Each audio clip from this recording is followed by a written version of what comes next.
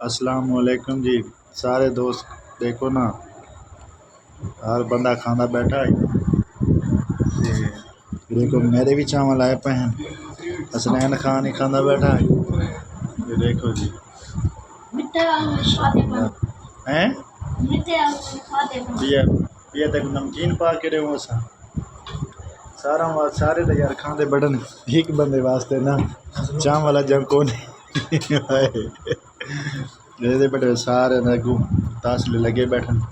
सरदार हसन खान भी गिन है अपने ये जरा ना हंसने ये बंदा कदा कहीं को सुलह मार के राजी देवे बेटा वे खांदा एक लिख के बंदे को जो आज दिक्कत को नहीं मिले क्या दा पे ये बंदा चमची को नहीं चाहिए बड़ा। हाँ चमची तो बगैर तय खांदा बिल्कुल कोई शक नहीं है ना जी। ते सारे यूट्यूब चैनल को सब्सक्राइब करो तो देखो भी सही तो देखो ट्रांसफर थी।